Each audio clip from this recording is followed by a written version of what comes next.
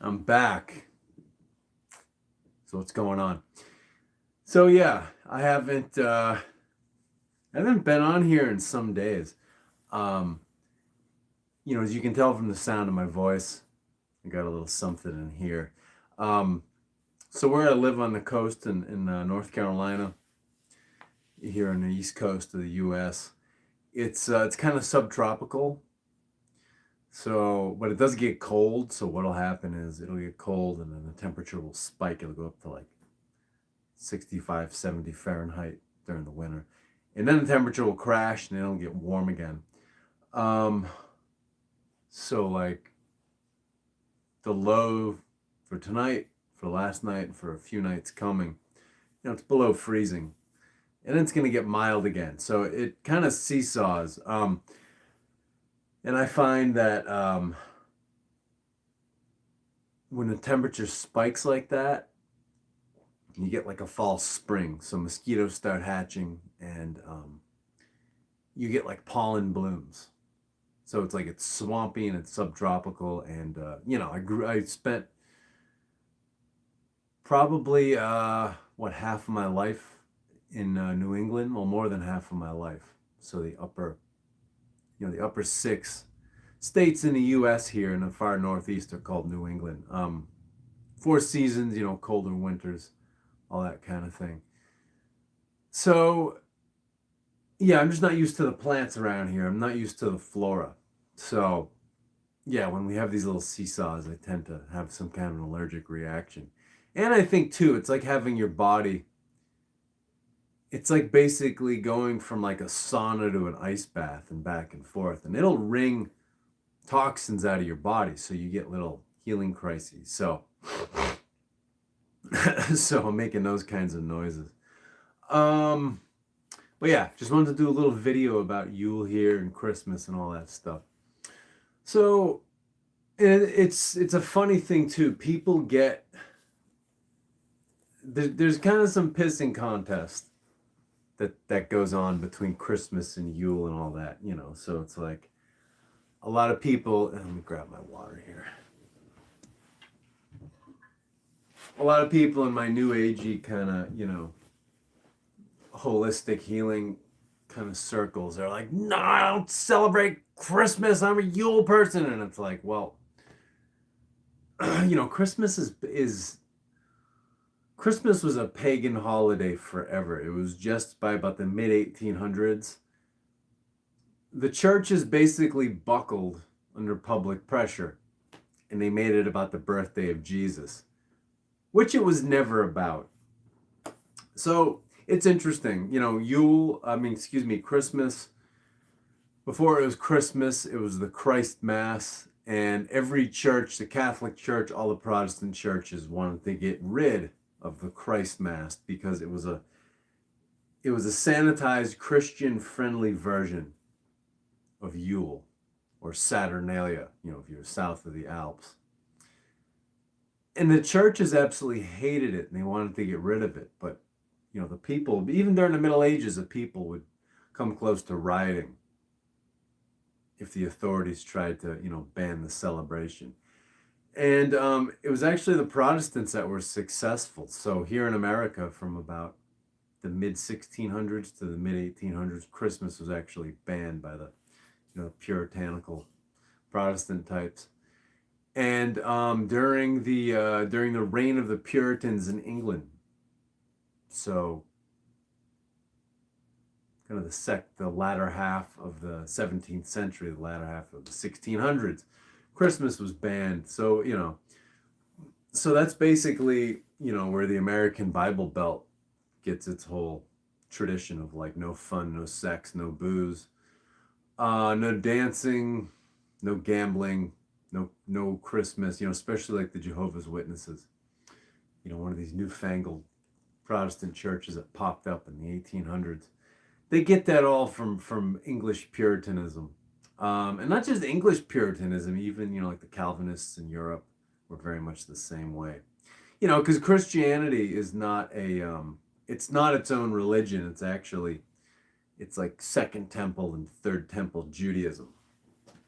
So this whole thing where if it's not in the Bible, you don't do it, and if it's not in the Bible, it's satanic. That's all Judaism. And Christianity was basically this, like, it was basically a version of Judaism that was set up to be exported out of Palestine and Syria. So it's a really funny thing. So it's not even its own religion. So, but yeah. So let's get into these traditions a little bit, and I'm going to talk about where they overlap. Definitely not a scholarly thing. I just want to shoot my mouth off. Share some insight. I learn when I talk about stuff. So yeah. So Yule, or Yule. Yule's more Scandinavian. And then you get into Yule. The Anglo-Saxons. So Yule, midwinter celebration.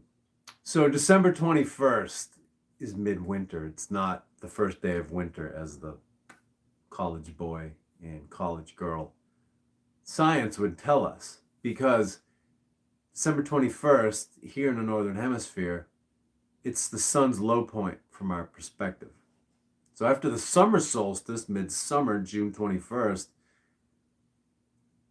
there are 3 days where, till the 24th, till the day of the sun, that the sun stays at that northern point. And then after the 24th of June, the sun moves south towards the equator from our perspective. So then, from our northern hemisphere perspective, the sun, it keeps going south. It reaches its low point towards the equator on December the 21st. For the 3 days after that, it stays at that low point. So it keeps rising and setting at its low latitude. So we're talking December 22nd, 23rd, 24th. And then on the 25th, it makes its first movement north again. It comes up 1 degree of latitude. So this isn't some astrological new agey thing. This is completely observable by astronomical observatories. And the ancients knew it too. So December 21st, it's midwinter's day. It's not the first day of winter. Because the solstice is either a high or a low point, not the start of a season. The seasons start between equinoxes and solstices. The equinoxes and solstices mark midpoints. So, I'm not sure on the part of, mainstream science that I call college boy, college girl science. I'm not sure if this is, some deliberate misleading that was inserted, maybe a century ago that nobody knows about anymore, or if it's just some misled, calculation. I don't know what the hell it is. But yeah. So Yule, midwinter's day. And, from our perspective here in the northern hemisphere, where the sun stays at this low point for 3 days. So the sun god, because of planets and the luminaries, sun and moon, they're like the bodies of gods and goddesses. So it stays at that low point. So it stays dead for 3 days. December 21st, it resurrects. So this is the whole thing about Jesus dying for 3 days and rising again. Because Jesus is a sun god too. So that's why he walks on water and turns water into wine and all that stuff. The sun does all that stuff. So the light of the world, the Most High, all those titles were titles of the sun long before any sort of Christianity came along. So Yule is a celebration of that low point and then that rebirth of the sun. So, in the old days, before modern heating systems and insulation in houses and, all that kind of stuff, hot showers, the winter in northern latitudes was a real bitch. Getting through it was an accomplishment. So it was a celebration, and people would they'd have a feast. And, I think the feast is interesting because, when you feast, you eat heartily, you feed yourself, and you feed other people generously. So winter in the old days was a time of scarcity because the crops were harvested. you probably couldn't fish, and you might be able to hunt. So the only thing you were going to bring in is hunted meat. You might be able to dig some roots, but hard to get food. So it was a time of scarcity. So to me, having this feast at midwinter, it's kind of a sacrifice. So instead of hoarding your food, and just going on starvation rations, you have this feast to celebrate this hard time and this rebirth of the sun. So I think it has to do with teaching people how to trust nature and how to basically not live in fear. It's like this small lesson of how to intend your reality. So you're basically living like you have plenty, you have everything you need, and you will have everything you need. So I think this is very interesting. And and speaking of, so the feast itself, just having this hearty, generous, big feast for days on end in the middle of the winter, it was a sacrifice. And that kind of leads us into Odin here. So Odin was considered the Yule father. It was called he was the roaring father of Yule. And Odin is all about sacrifice, but not in the way we usually think. So, most religious people, talking especially, Christians and Muslims, Islamo-Christians, they'll tell you that anything pagan, a lot of them will tell you that anything that's to do with paganism is like satanic and evil, and it's all about, sacrificing animals and humans and all this stuff. I think some pagans, they took everything too literally. And I think they got lost down rabbit holes with that. Really, the real meaning of sacrifice is it's all about investing in yourself. And it's all about giving up comfort, giving up a comfort zone so that you can grow. So it's kind of about investing in yourself and taking a leap of faith. And this is an interesting thing because, Christians will tell you that, once basically Jesus was pressured by his father to become a blood sacrifice, they say that sacrifice was no longer necessary. So what they construe this to mean is that, there was no reason to sacrifice animals and do all that kind of stuff because, Jesus was the ultimate sacrifice. I don't think that's what this means, because Christian nations and Christian groups have been sacrificing people, conducting human sacrifice ever since. That's what holy war is. And it's a giant blood sacrifice to someone's God. And what you'll also find, with fundamentalist Christians, especially the right-wing variety, they find public execution to be a very righteous thing when they find the person being executed very detestable. So I think this is a type of blood sacrifice that they're very comfortable with. So blood sacrifice never ended. But what did end in the Christian era was this form of sacrifice where you sacrifice comfort zones and you sacrifice your old comfortable identity. You put yourself in an uncomfortable place in order to catalyze growth, in order to become something and somebody that you weren't before.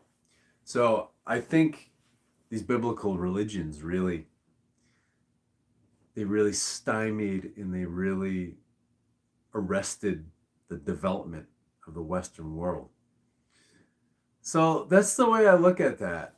So, and Odin he's the ultimate advocate of sacrificing your false ego, and you're sacrificing your small self with the lowercase s to the one with the capital S. I got that line from my teacher, Mike Denny. He talks about this. So what I mean by that that S, that self with the lowercase s, that is like, that's it's like our personas and our egos that we adopt in order to try to fit in the world. And we have these bright ideas about who we think we are and who we're going to be. And they're most often not aligned with, our genuine soul desires and our genuine spiritual identity. And so the plans we make based on these egos and these personas that we've adopted end up, blowing up in our faces. So, they were what I call bright ideas. So basically, to grow and evolve, we have to sacrifice those to our real spiritual identity, our soul's true identity. So I think the biblical religions really stifled that whole process. So Odin is this god of sacrificing yourself with a lowercase s to yourself with the uppercase s. And this is what the stories say he did. He sacrificed himself to himself. He sacrificed his ego and his persona that was riddled with limitations, self-imposed limitations and false assumptions about who he was and what he was capable of. And he sacrificed it to his greater soul identity. So he didn't hang himself on the tree because his father, pressured him into doing it, like the story of Jesus. So, yeah. And so I think this has a lot to do with why Odin is the Yule father. Another thing too is the sun. The sun and the moon were also considered the eyes of Odin. So the what is it now? So it would be the right eye of Odin would be the sun, because it's connected to the left brain, and then the moon would be the left eye connected to the right brain. So, these luminaries were considered to be Odin's eyes because Odin or Vodin, Wotan, was this, he is an anthropomorphization of basically the field of awareness in the universe. So it's like the universe has this living field of awareness that permeates everything, and it is said that Odin is everything. So yeah, the sun is the eye that's connected to the the left logical brain, and then the moon is the left eye connected to the creative, intuitive brain.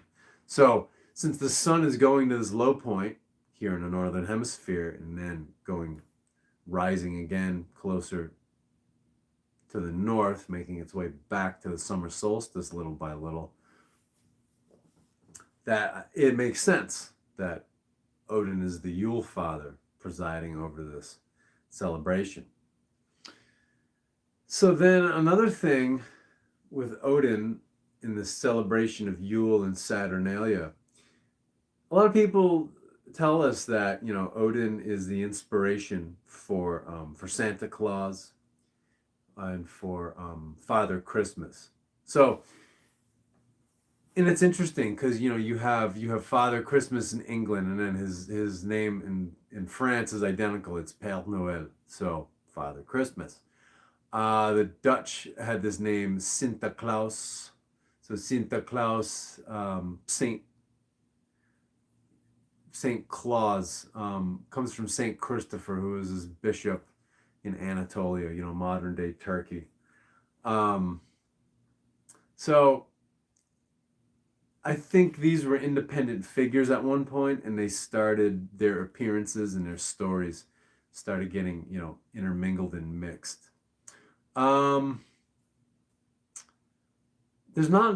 doesn't seem like there's a whole lot of conclusive, evidence that Odin is Father Christmas or, Santa Claus. It's definitely interesting with Santa Claus with the red suit, the red suit with sort of like the white, I guess, trim on it. This was actually a suit worn by Siberian shamans who they would basically deliver magic mushrooms that are red and white, and they'd slide down the center pole in a yurt and, deliver these things. And, because the yurts have that center pole and, it lets out it creates a hole at the top of the cone of the conical shaped roof in the yurt to let the smoke out. So I think that was definitely borrowed. The Siberian shamanism, I think it's got some Asian shamanism in there, some Central Asian shamanism, and then I think there's a Scythian influence. So, a lot of people kind of mixing in Siberia. So, and because Europe is connected, I think there was some interchange and some influence back and forth. So that's the appearance. That's where we get the appearance of the typical Santa Claus. Now, before we had the regular Santa Claus, when you're dealing with like Father Christmas and Père Noël, Père Noël was seen as riding a Yule goat, or he was riding a cart, like a chariot that was pulled by goats. So the goats are interesting. Thor's chariot in the mythology that he rode across the sky as he, threw lightning bolts. His hammer Mjolnir was said to be pulled by goats.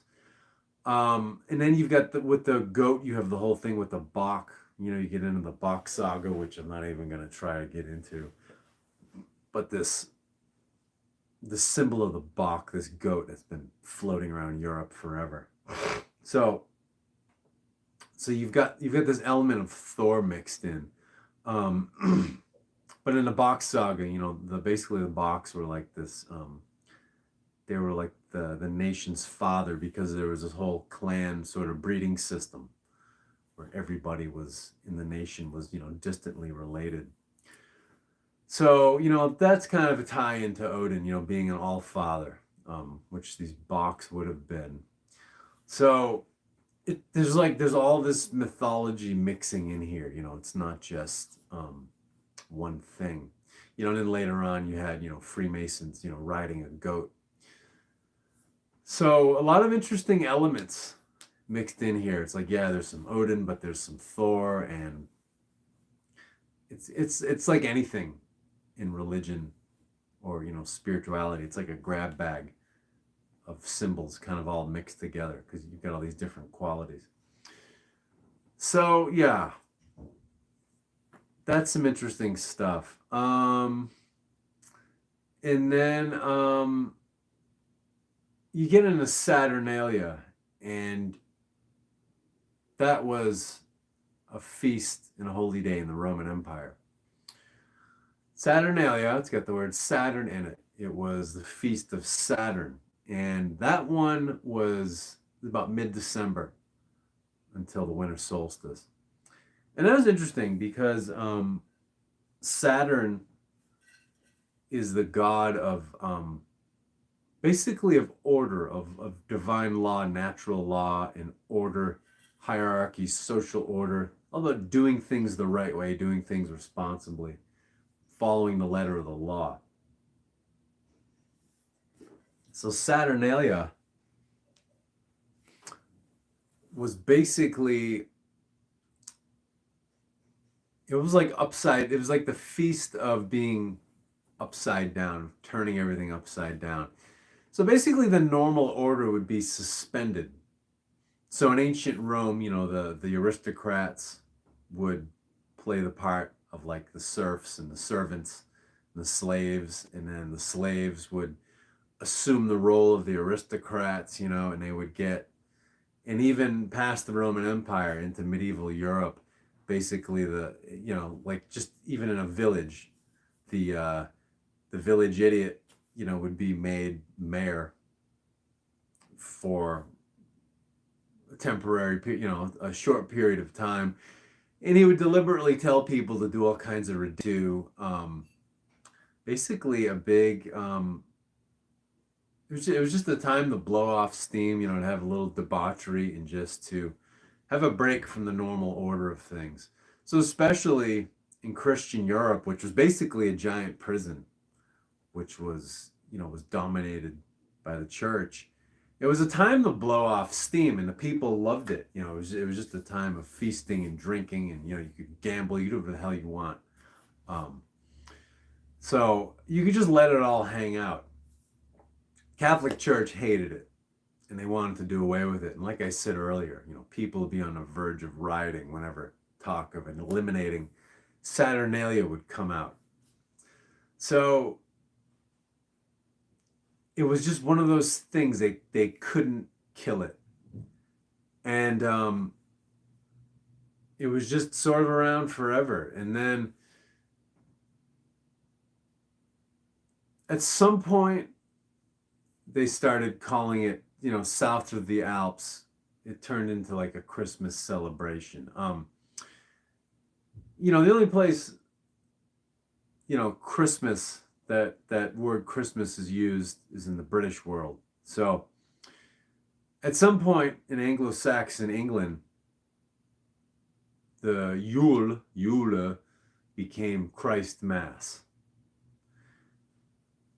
So they basically wanted to keep Yule around, but they called it Christ Mass, which turned into Christmas, you know. And then in like France, you had, you know, Noel. In the Spanish world, Navidad. I think in Italian, it's something close to Navidad. So everybody had this midwinter festival that went by different names. And the people loved it. It was just a time to blow off steam, relax, you know, do some eating, do some drinking, have a break from work. You know, and the church hated it, but they couldn't get rid of it.